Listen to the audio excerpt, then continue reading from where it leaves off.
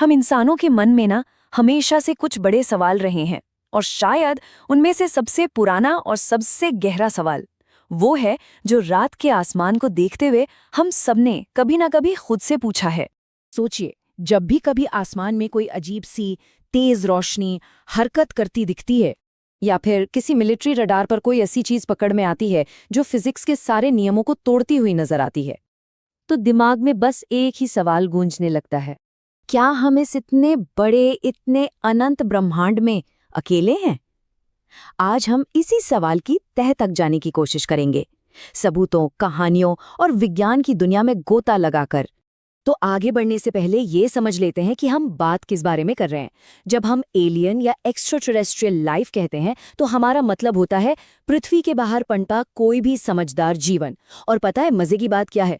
NASA जैसे top science organisations भी ये मानते हैं कि ये ब्रह्मांड इतना ज्यादा विशाल है, मतलब खरबों गैलेक्सीज हैं, कि ये सोचना ही बहुत मुश्किल है कि जिंदगी का ये करिश्मा सिर्फ और सिर्फ हमारे इस छोटे से नीले ग्रह पर ही हुआ हो। तो आइए इसी सवाल की गहराई में उतरते हैं। क्या हम सच में अकेले हैं? इतिहास क्या बताता है, और जो सबूत हमारे सामने हैं वो किस तरफ इशारा करते हैं? अब हम इतिहास की उन कुछ सबसे मशहूर और कह सकते हैं विवादास्पद घटनाओं पर नजर डालेंगे, जिन्हें अक्सर बाहरी दुनिया से संपर्क के सबसे बड़े सबूत के तौर पर पेश किया जाता है।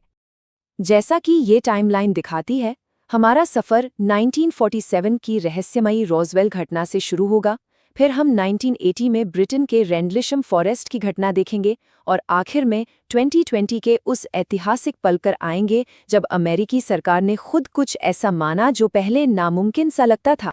साल था 1947, जगह न्यू मैक्सिको का रोज़वेल रेगिस्तान। यहाँ एक खेत में अचानक कुछ मलबा मिलता है। अमेरिकी सेना पहले तो ऐलान करती है कि उन्हें एक उड़न तश्तरी यानी फ्लाइंग सॉसर मिली है, लेकिन 24 घंटे के अंदर ही वो अपनी बात से पलट जाते हैं और कहते हैं कि अरे नहीं, वो तो बस एक मौसम का गुब्बारा था। लेकिन जिन लोगों ने वो मलबा अपनी आंखों से देखा, उनकी कहानी कुछ और ही थी। उन्होंने एक ऐसी धातु का जिक्र किया जो कागज की तरह हल्की थी, लेकिन उसे ना तो मोड़ा जा सकता था, ना ही जलाया जा सकता था। तो क्या ये सच में सिर्फ एक गुब्बारा था? ये सवाल आज भी अमेरिका का सबसे बड़ा यूएफओ रहस्य बना हुआ है, और रॉसवेल की कहानी से ही जुड़ा हुआ है एरिया 51 का रहस्य। लोगों का मानना है, किंवदंतियों में कहा जाता है कि रॉसवेल में जो मलबा मिला था और शायद उसके पायलट्स के शरीर, वो सीधे यहीं लाए गए। यहाँ आप देख सकते हैं, एक तरफ हैं वो कहानियाँ जो कहती हैं कि इस जगह पर एलियन टेक्नोलॉजी पर रिसर्च होती है, और दूसरी तरफ है सरकार का एक सीधा साधा जवाब कि यह सिर्फ एक सीक्रेट एयरक्राफ्ट टेस्टिंग की जगह है। सच क्या है, कौन जाने, क्योंकि यहाँ आम लोगों का जाना बिल्कुल मना है। अब अटलांटिक के पार इंग्लैंड चलते हैं। साल 1980, रेंडलशिम फॉरेस्ट। यहाँ एक अमेरिकी एयरफोर्स बेस के पास तैनात कई सैनिकों ने लगातार 3 रातों तक कुछ बहुत ही अजीब देखा। उन्होंने जंगल में उतरती हुई तेज रंग बिरंगी रोशनियां और एक तिकोनी उड़ने वाली चीज की रिपोर्ट की। सिर्फ इतना ही नहीं, बाद में उस जगह पर जमीन पर अजीब निशान मिले और सामान्य से कहीं ज्यादा रेडिएशन भी पाया गया। और क्योंकि इसमें कई बड़े मिलिट्री ऑफिसर्स गवाह थे, इसे अक्सर ब्रिटेन का रोज़वेल भी कहा जाता है।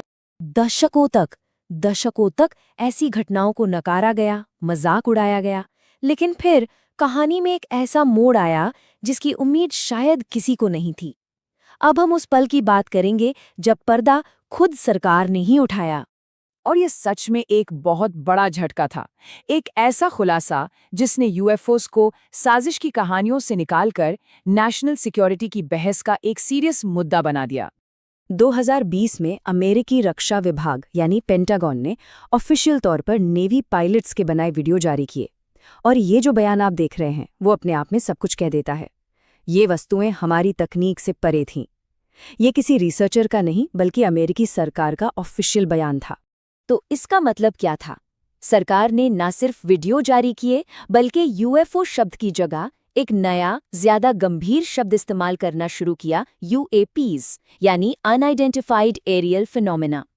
और सबसे बड़ी बात, उन्होंने पहली बार पब्लिक में ये माना कि हमारे आसमान में कुछ ऐसी चीजें हैं जो क्या हैं, कहाँ से आई हैं और कैसे काम करती हैं, ये हम नहीं जानते। ये एक ऐतिहासिक कबूलनामा था। लेकिन ये रहस्य सिर्फ पश्चिमी देशों तक ही सीमित नहीं है। चलिए अब देखते हैं कि भारत में इस बारे में क्या दावे किए जाते हैं और क्या हमारे प्राचीन ग्रंथों में भी इसके कुछ संकेत मिलते हैं। भारत में लद्दाख की ऊंचाइयों से लेकर बंगाल के मैदानों तक कई जगहों पर अजीब रोशनी देखे जाने की अनगिनत रिपोर्टें हैं। अक्सर सेना के जवानों और गांव वालों ने ऐसी तेज गति वाली चीजों को देखने का दावा किया है जो अचानक 90 डिग्री पर मुड़ जाती हैं, एक जगह पर रुक जाती हैं और फिर पलक झपकते ही गायब हो जाती हैं। हाँ, इनकी कोई आधिकारिक पुष्टि तो नहीं है, पर ये घटनाएं सेना और पुलिस के रिकॉर्ड में दर्ज जरूर हैं। और फिर बात आती है हमारे प्राचीन ग्रंथों की। कुछ सिद्धांतकार मानते हैं कि इनमें एलियन संपर्क के संकेत छिपे हैं, जैसे विमान शब्द का जिक्र, जिसे उड़ने वाले रथ या महल के तौर पर बताया गया है, जो देवताओं को एक दुनिया से दूसरी दुनिया ले जाते थे, या फिर ऐसे अस्त्रों का वर्णन जो आज के विनाशकारी हथियारों जैसे लगते हैं। लेकिन एक बात साफ है, ये सब व्याख्या का विषय है, विश्वास और कल्पना पर आधारित है, ना कि किसी ठोस वैज्ञानिक सबूत पर। चलिए अब कहानियों और दावों की दुनिया से बाहर निकलते हैं और इस पूरे रहस्य को विज्ञान की कसौटी पर कसते हैं। वैज्ञानिक आखिर इस पूरे मामले को किस नज़र से देखते हैं? तो वैज्ञानिकों के सामने सबसे लॉजिकल सवाल यही आता है, जिसे फर्मी पैराडॉक्स भी कहते हैं। मतलब अगर ब्रह्मांड जीवन से भरा पड़ा है तो फिर वो सब है कहाँ? उन्होंने अब तक हमसे संपर्क क्यों नहीं किया? इसके कई दिलचस्प कारण हो सकते हैं। हो सकता है कि तारों के बीच की दूरियां इतनी ज्यादा हैं कि संपर्क करना लगभग नामुमकिन है, या शायद उनकी टेक्नोलॉजी हमारी सोच से इतनी अलग है कि हम उनके सिग्नल पहचान ही नहीं पा रहे। एक संभावना ये भी है कि हमारी सभ्यता उनके लिए चींटियों की तरह हो और वे हमसे बात करने में कोई दिलचस्पी ना रखते हों। या फिर सबसे रहस्यमयी संभावना, वो जानबूझकर खुद को हमसे छिपा रहे हैं। और इसी से जुड़ी एक बहुत ही फैसिनेटिंग थ्योरी है ज़ू हाइपोथेसिस।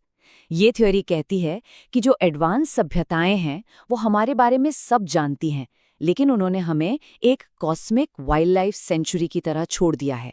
वो हमारे विकास में दखल दिए बिना हमें दूर से ठीक वैसे ही देख रही हैं जैसे हम किसी चिड़ियाघर में जानवरों को देखते हैं। तो आज का वैज्ञानिक सच आखिर है क्या? ये स्लाइड इसे बहुत साफ तौर पर दिखाती है। एक तरफ ब्रह्मांड में कहीं और जीवन होने की संभावना मैथ्स के हिसाब से बहुत ज्यादा है, लेकिन दूसरी तरफ एलियंस के पृथ्वी पर आने या हमसे संपर्क करने का एक भी ठोस पक्का वैज्ञानिक प्रमाण जीरो है। तो हम इस पूरी पड़ताल के अंत में एक गहरे सवाल के साथ रुकते हैं। शायद असली सवाल ये नहीं है कि क्या वे मौजूद हैं, बल्कि असली सवाल तो ये है कि अगर कल वो हमारे सामने आ जाएं, तो क्या हम इंसान अपनी छोटी छोटी लड़ाइयों और मतभेदों के साथ उन्हें समझने के लिए तैयार हैं?